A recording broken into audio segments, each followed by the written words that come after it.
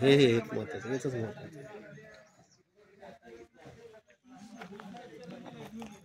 Modular sprinkler.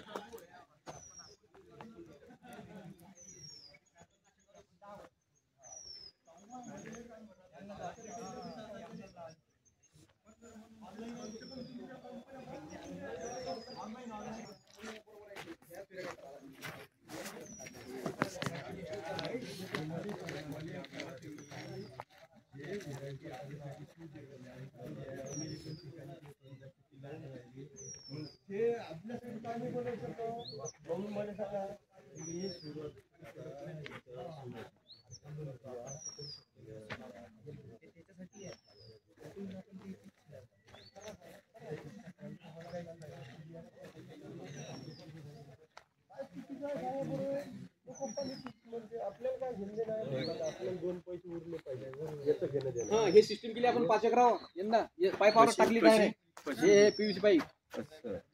हो असं त्याच्यापासून नळ घेतले विकत. ते ग्रोमीट नेलं, सदरपाड्यात नेलं. मुरलीला काही टाइम नव्हता. आज येतो उद्या येतो. मी 5 एकर बसूनही टाकलं. बनवलेले 12.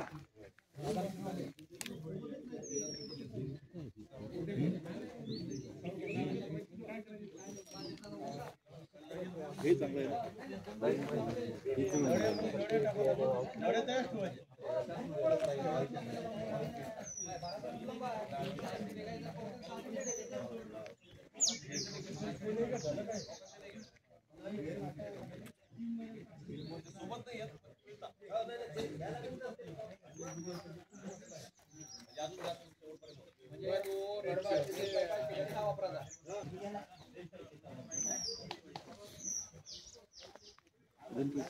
लेजर स्प्रे हा लेजर स्प्रे हे लेजर ड्रिप.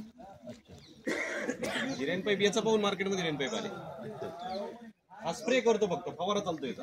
तुम्हाला तुषार दिसणार सुद्धा नाही आता.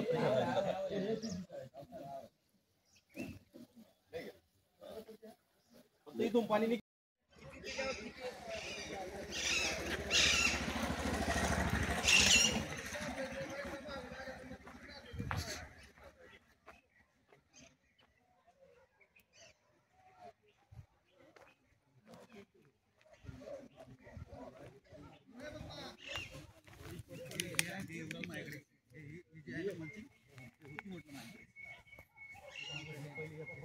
हे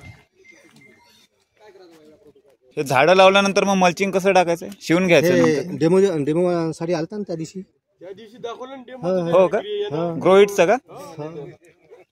हे लागवड झाल्यानंतर मग हे मल्चिंग असं करायचं नाही? लागवड झाल्यानंतर हे पडते 35 रुपये मीटर. 35 रुपये मीटर. आम्ही हिशोब काढला. एका एकराले 1.25 लाख रुपये खर्च आहे. कायचा? या मल्चिंगचा. हे मल्चिंग ना 10 वर्षे खराब नाही होत म्हणते. ते म्हणते पण आपल्या नाही टिकत. नाही काही अंजनसिंगी रोडवर टाकलाय प्लॉट. लय श्रीमंत माणूस आहे. आपल्या कोंढणपूर रोडवरचा ताडपत्रीच होईल हे. 10 वर्ष त्याला वीड मॅट म्हणते. ताडपत्री नाही म्हणत त्याला. वीड मॅट, ताडपत्री नाही. काळी आहे ना ही. हो तेच ते विड मॅट नाव आला होता आमच्या इथे डेमो झाली आपल्या याचा ग्रोविटचा. अच्छा तेच तर म्हणून 35 वर्ष आमचे जे फाउंडर आहेत त्यांनी लावले. 1989 ला लावलेलं आहे. पहिल्यांदा हे लावलेलं इथं झाड. कारण तरी सगळी डेव्हलपमेंट झालेली आहे. याच झाड.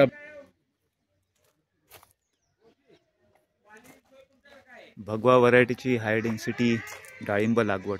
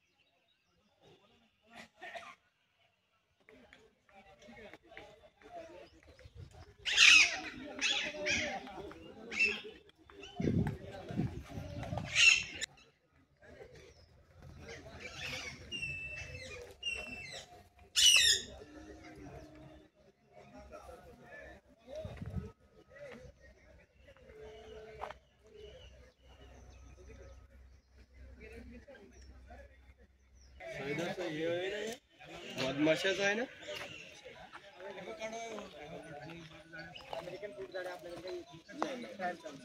मधमाशा आहे ना. पेटीवर पेटी विकत नाही कंपनी चकून पावर नाही म्हणते ना सर. हो चकून दाखवा.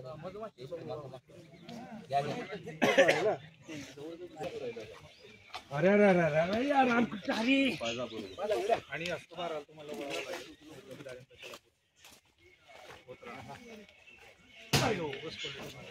अरे माल अरे माल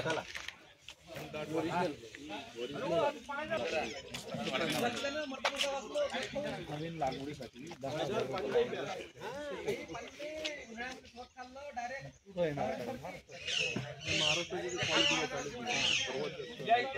महाराष्ट्र सुद्धा चेंज होऊन गेला. पहिल्या रोगामुळे एका दिवशी जरी लावली तरी दोन्हीचं नियोजन वेगळं आहे.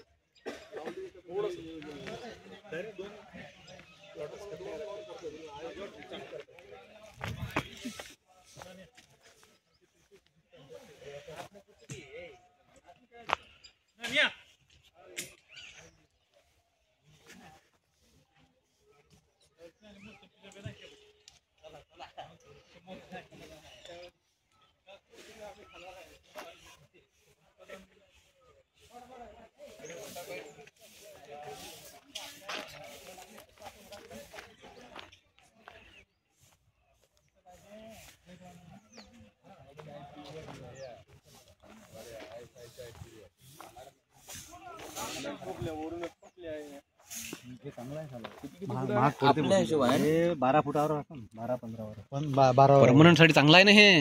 मस्त परमनंट साठी. एक एकराचं स्ट्रक्चर केलं. हे अर्धा एकराचा आहे. अर्धा एकर केलं एवढं इथं भरपूर आहे. म्हणजे 10 गुंठ्याचा आहे.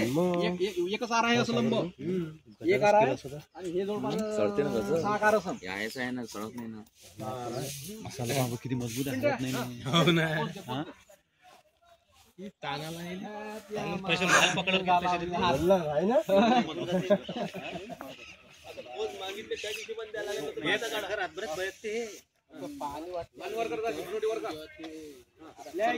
भाषा जास्त खर्च किती होऊन जाते. हो डॉक्टर साहेब आपल्या इथं रात्रभर भाषापेक्षा हे पुरते ना नेहमीसाठी. पुरवठते पण साला खर्च खूप आहे. इनिशियल कॉस्ट खूप आहे. खर्च एक नंबर आहे. पण हे बघ तारही किती हेवी वापरलाय हो. आपण वापरतो ते 16 नंबर 18 नंबर काढून टाका. कधी कधी काम पडू शकतो. वा वा वा.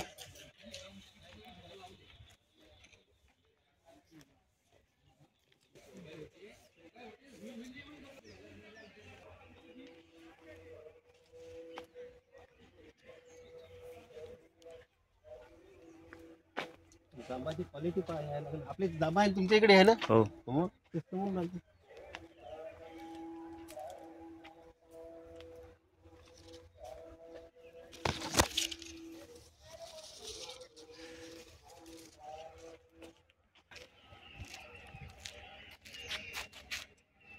चला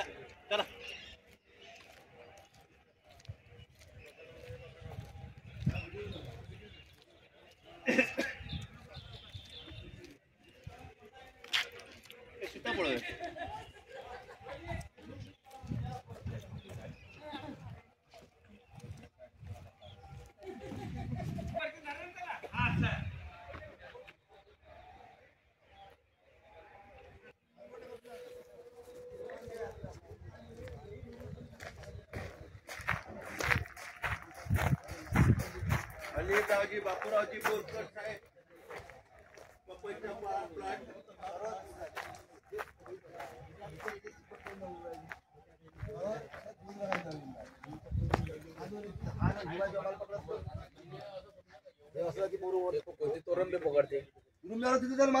बाबू आपले हे कामाचं पीक आहे. तिथं जैनवाला असेल तर कोणी बोला. आवाज द्या. आपल्याला हेच पाहायचं आहे. बरं आणि मी तर त्याच्यामुळे जिंदगीत हे जैनवाले पपई जायला लावणार नाही. पण झाडं पाहिली बाहेर तर मला झालं पपईच पाहिला. हे लावलं होतं ना ते ग्रीनबेरी आईसबेरी म्हणते ना. हे लावली. हा दुसरा भाग आणि तो वर पकडला. अशी वस्तू आहे. वरचा भर ते इथूनच चालू होते. इथून 99% माल लोकल नाही, लोकल आपल्याला हा लक्षात आहे इकडे साहेब आले. साहेब टोटल तुम्ही याची माहिती सांगा आम्हाला. पपयाची तुम्हाला जर इन डिटेल मध्ये आहे ना, वरती गोविंद पाटील सर म्हणून आहे, ते तुम्हाला सांगतो सर. इथून 15 लाईन आहे, टिश्यू कल्चर 10-12 ही व्हरायटी लावली आहे. 1012 बरोबर. कोणाची कोण टिश्यू कल्चर जे आपण कंपनीनं बनवलं नाही, तैवानच्या शेवटच्या 5 लाईन हे आपण विकसित केलेलं आहे. हा आपण विकसित केलेलं आहे टिश्यू कल्चरचं, पण अजून आपण रोपं दिलेली नाही याची. आपण ट्रायल बेसिसवर ते तिथंच पाहू ना, मग आपण तेच पाहू ना. चला मग. 10 एप्रिल आपण जानेवारी ते एप्रिल मध्ये करू शकतो लागवड. आपल्याकडे डिसेंबरची लागवड केलेली आहे ह्याला वाघमारे. आता नोव्हेंबर मधून 2 महिने झाला हार्वेस्टिंग चालू आहे. आता पण तुमच्या पुढे ट्रॅक्टर भरून गेले, 8-10 क्रेट घेऊन गेले. तोडून पाहिलं का तुम्ही? आता पण तोडून गेले. डिस्टन्स किती आहे साहेब याचं? 7x7 आहे. ते 7x7 वरती आहे. साधारण आपण जानेवारी ते एप्रिल मध्ये लागवड करू शकतो. आपली 10 एप्रिलची लागवड आहे. ही जी दिसते शेवटच्या 5 लाईनी तैवान 786 आणि इथून इकडं 15 लाईनी त्या टिश्यू कल्चर 1012.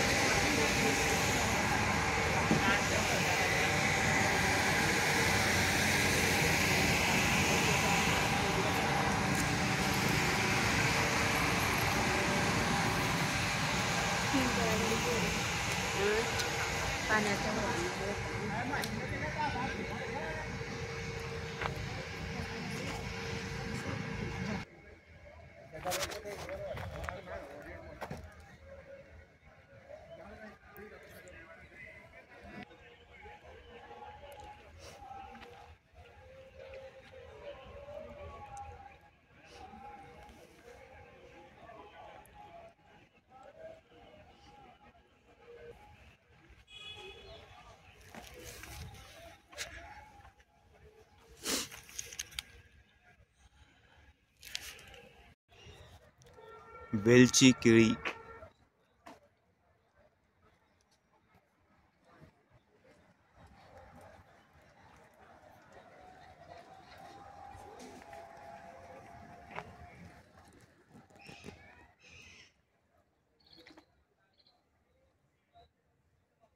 Red banana.